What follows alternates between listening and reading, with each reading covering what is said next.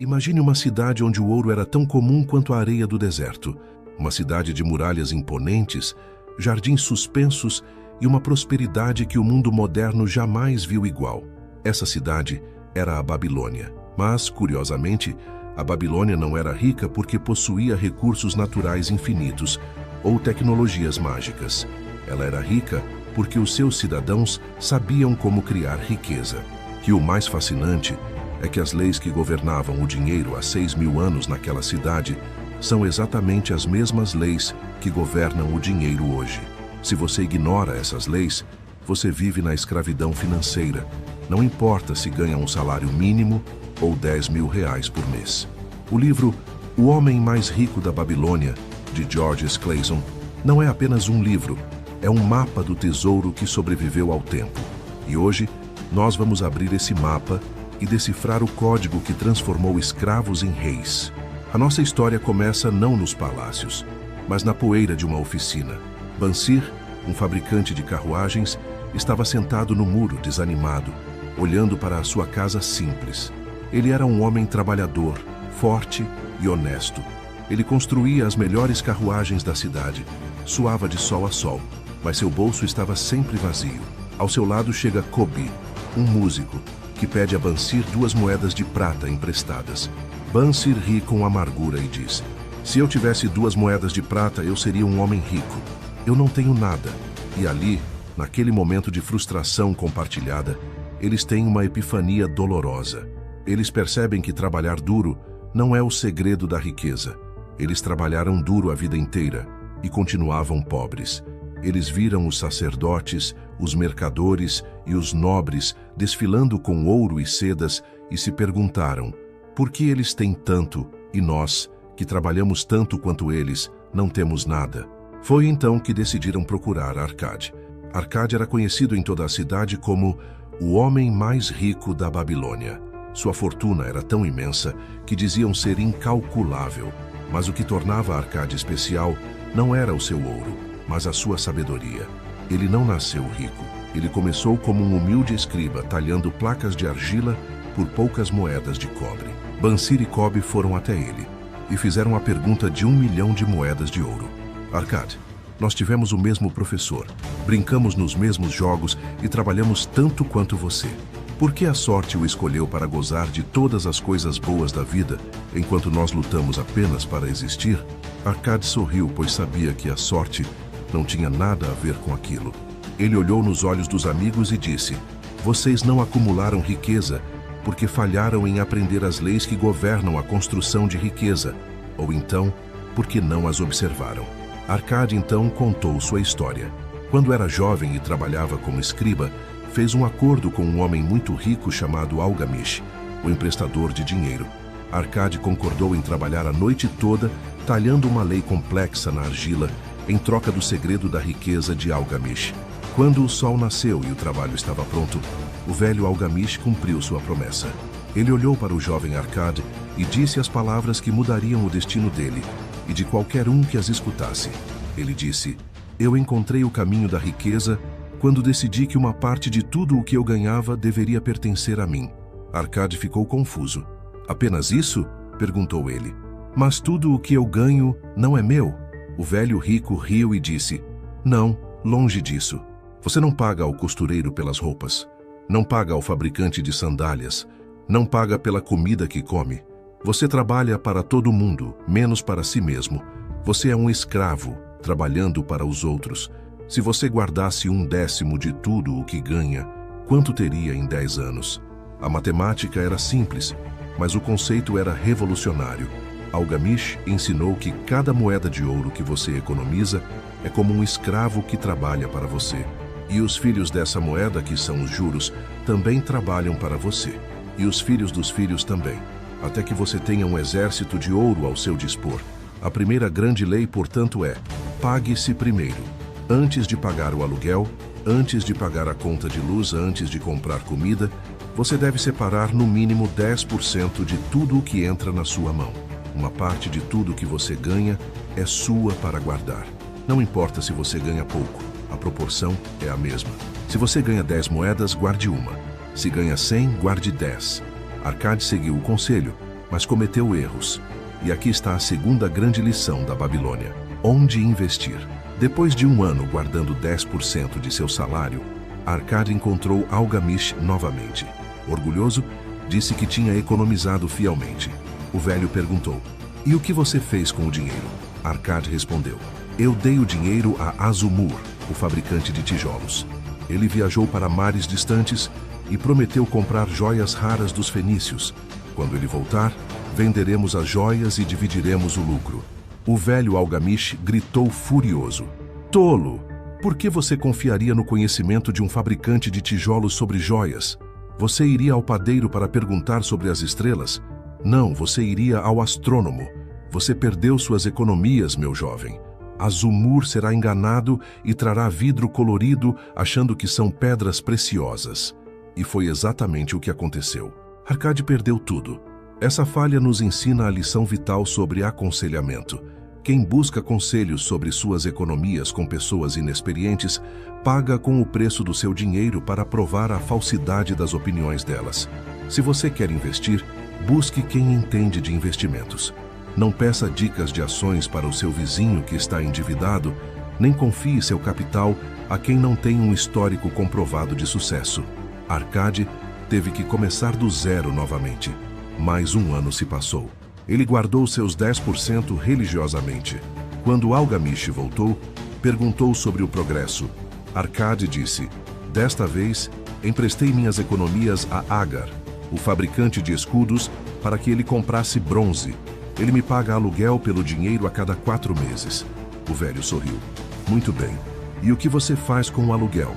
Arcade respondeu: "Eu dou grandes festas. Comprei uma túnica vermelha e em breve comprarei um jumento para cavalgar." Algamish riu novamente. "Você está comendo os filhos das suas economias. Se você gasta os lucros que o seu dinheiro gera, como eles poderão trabalhar para você? Como eles poderão ter filhos que trabalharão para você? Primeiro, você deve construir um exército de escravos dourados, e só depois, quando esse exército for gigantesco, você poderá desfrutar dos banquetes sem culpa." Aqui vemos o poder dos juros compostos que os babilônios já compreendiam perfeitamente.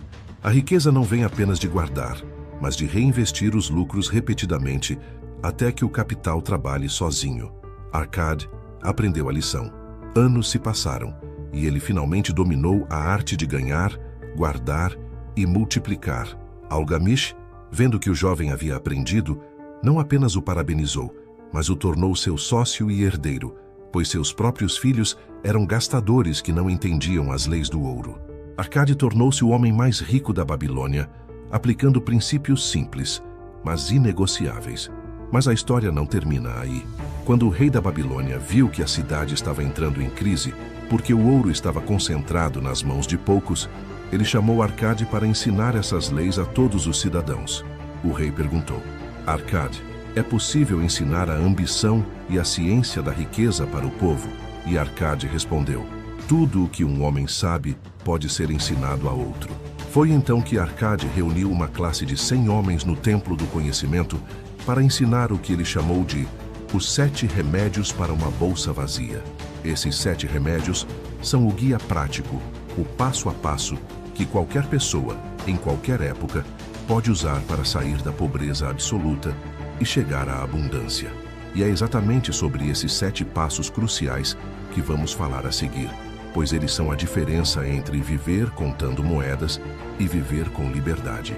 Diante de uma plateia de homens atentos, com rostos marcados pelo sol e mãos calejadas pelo trabalho, Arcade começou a revelar os degraus que levam um homem da escassez à abundância. Ele não falou em teorias complexas, mas em remédios práticos para curar uma bolsa doente e vazia. O primeiro remédio, explicou ele, é a base de tudo. Comecem a fazer a vossa bolsa engordar. Arcade usou uma metáfora simples, dizendo aos coletores de ovos: se vocês colocarem 10 ovos na cesta toda manhã e retirarem apenas 9 para comer, o que acontecerá com o tempo? A resposta era óbvia: a cesta transbordaria. Assim é com o dinheiro.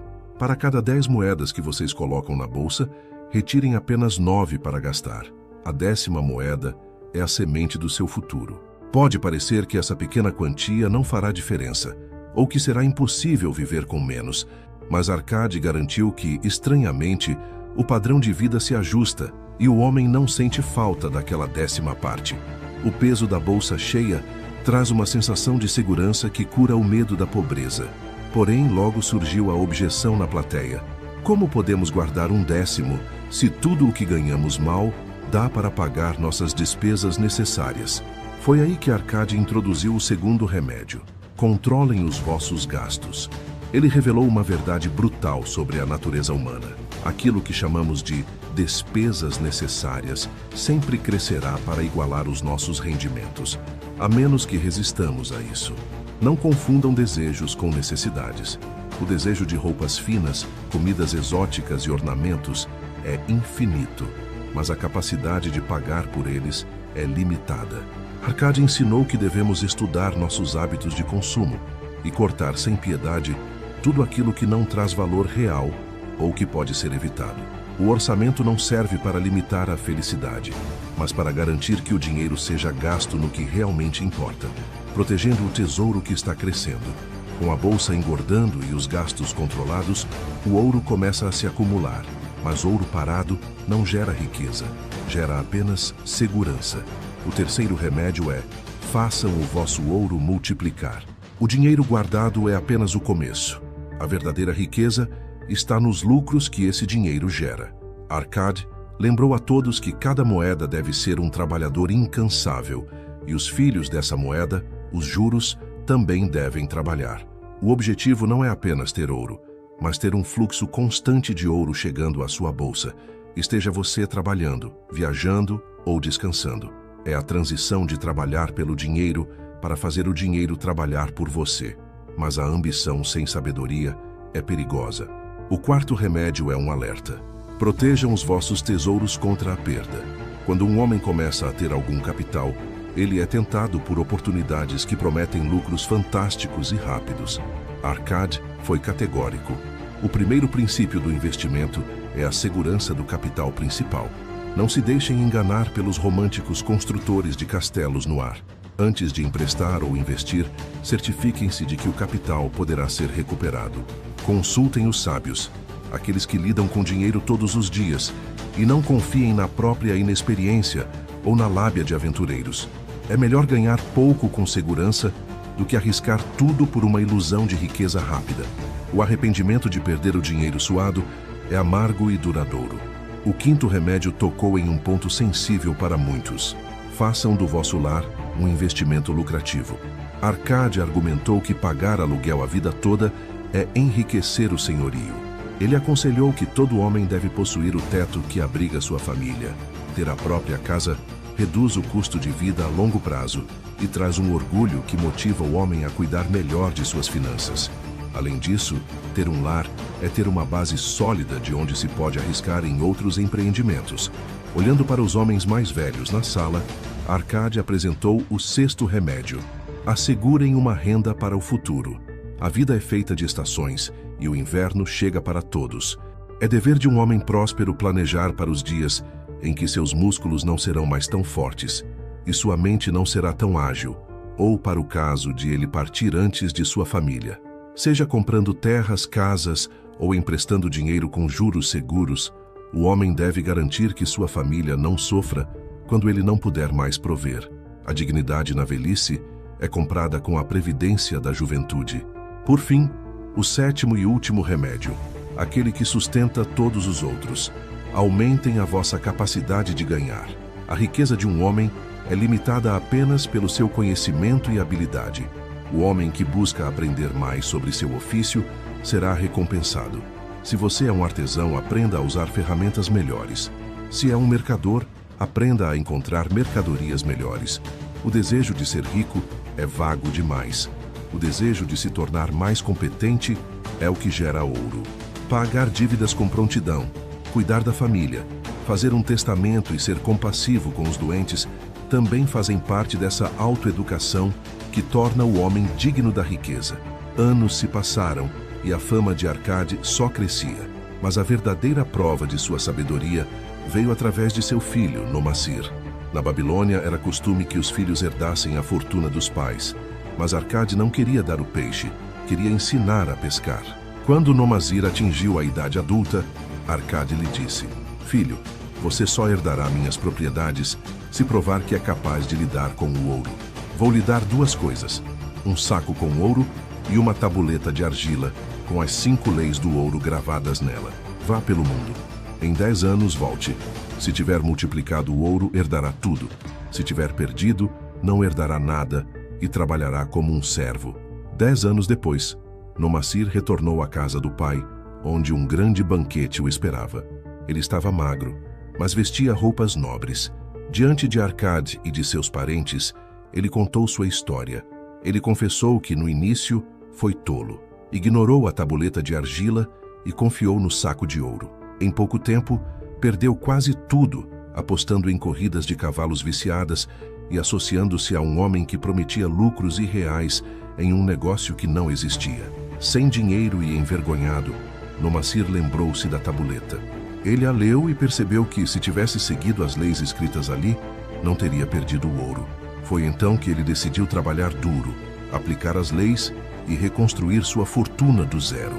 Ele olhou para o pai e disse: Pai, o saco de ouro que me deste eu perdi, mas a sabedoria da tabuleta me permitiu recuperar o ouro perdido e multiplicá-lo muitas vezes. Hoje eu trago de volta 3 sacos de ouro para pagar o que perdi, pois a sabedoria vale muito mais que o ouro. E quais eram essas leis misteriosas gravadas na argila que salvaram o filho de Arcade da ruína? Elas são conhecidas como as 5 leis do ouro. A primeira lei diz que o ouro vem de bom grado, e numa quantidade crescente para todo homem que separa não menos de 1/10 de seus ganhos, a fim de criar um fundo para o seu futuro e o de sua própria família. O ouro é como um animal que fareja onde é bem tratado. Quem guarda, atrai mais. Quem gasta tudo, repele o que tem. A segunda lei diz que o ouro trabalha diligente e satisfatoriamente para o homem prudente que possui o ouro e o encontra emprego lucrativo, multiplicando-se como os rebanhos no campo. O dinheiro quer trabalhar. Se você der a ele uma tarefa segura e lucrativa, ele se reproduzirá incansavelmente. A terceira lei diz que o ouro busca a proteção do proprietário cauteloso que o investe, de acordo com os conselhos de homens mais sábios em seu manuseio. Aqui, a humildade é a chave. O ouro foge da mão do homem que confia apenas no próprio julgamento inexperiente e se agarra à mão daquele que busca a sabedoria dos mestres. A quarta lei é um alerta severo. O ouro foge do homem que o investe em negócios ou propósitos com os quais não está familiarizado ou que não contam com a aprovação daqueles que sabem poupar. O homem ambicioso, mas ignorante, vê oportunidades onde só existem armadilhas. Investir no que você não entende é a receita para a pobreza. E a quinta lei encerra o ciclo de proteção.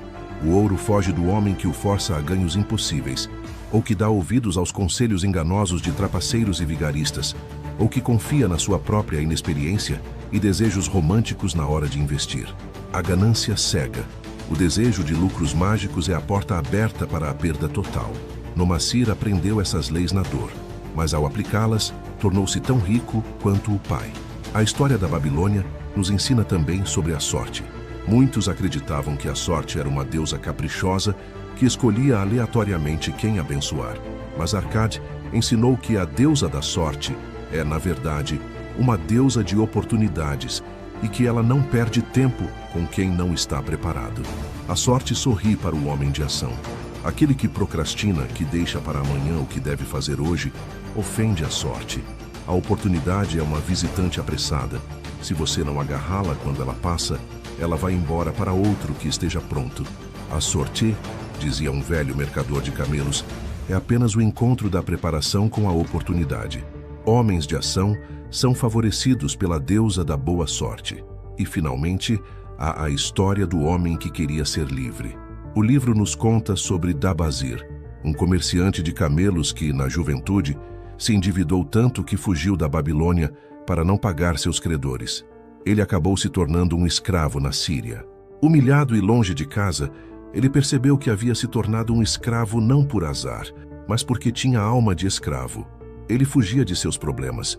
No momento em que decidiu que voltaria para a Babilônia, enfrentaria seus credores e pagaria cada moeda que devia, ele sentiu nascer dentro de si a alma de um homem livre.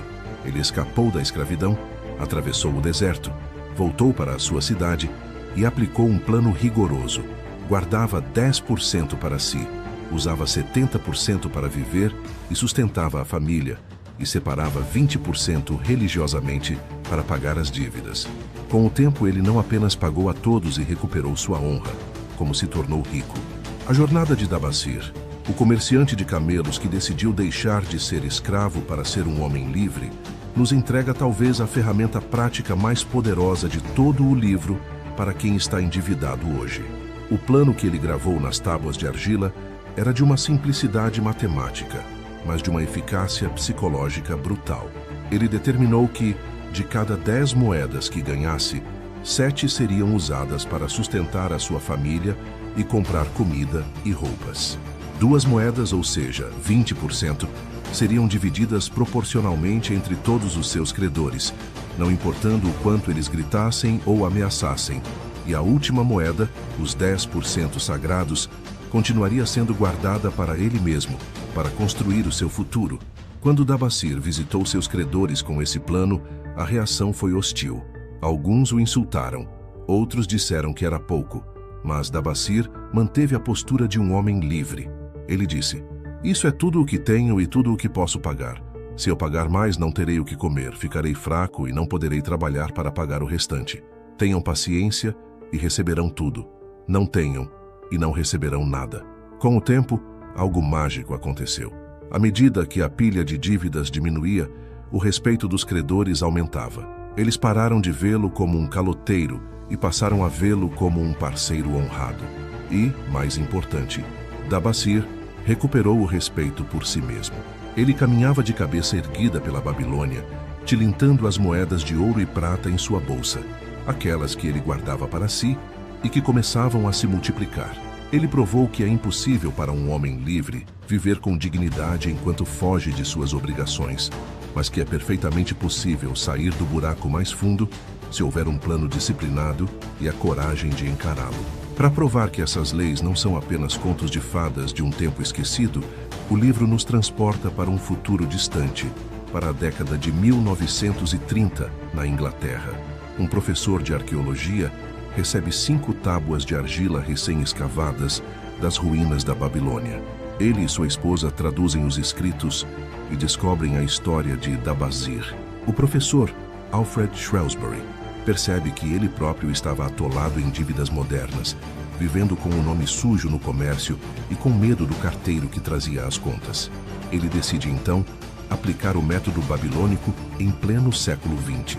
Ele e a esposa cortam gastos, vivem com 70%, pagam 20% aos credores e guardam 10%. Tempos depois, o professor escreve uma carta aos arqueólogos dizendo que o método havia salvado sua vida. Ele dizia que nos primeiros meses foi difícil viver com menos, mas logo se tornou um hábito. A sensação de ver as dívidas diminuírem e a conta bancária crescer simultaneamente era inebriante. Ele afirmou que havia mais prazer em gerir o dinheiro dessa forma do que em gastá-lo descontroladamente. Essa passagem do livro é fundamental porque destrói a desculpa de que os tempos mudaram. Os tempos mudam, a tecnologia muda, mas a natureza do dinheiro e a natureza humana permanecem imutáveis. Se funcionou para um condutor de camelos há 6.000 anos e para um professor universitário há 100 anos, funcionará para você hoje. O livro encerra com uma reflexão profunda sobre as muralhas da Babilônia. A cidade era famosa por suas muralhas intransponíveis, que protegiam o tesouro e a vida dos cidadãos contra os exércitos invasores. Banzar, um velho guerreiro que guardava a passagem, observava o medo nos olhos do povo quando os inimigos cercavam a cidade. Ele dizia: "Nós estamos seguros atrás das muralhas. A lição aqui é sobre proteção financeira. No mundo moderno, as muralhas são os seus seguros, a sua reserva de emergência, os seus investimentos conservadores. Um homem rico não deixa sua família desprotegida. Ele constrói muralhas financeiras tão altas que nenhuma tragédia, doença ou crise econômica pode saquear o seu tesouro. Viver sem proteção, gastando tudo o que se ganha, é viver em campo aberto, vulnerável ao primeiro ataque do destino." A Babilônia caiu. A cidade física virou pó e ruínas. saqueada por impérios que vieram depois.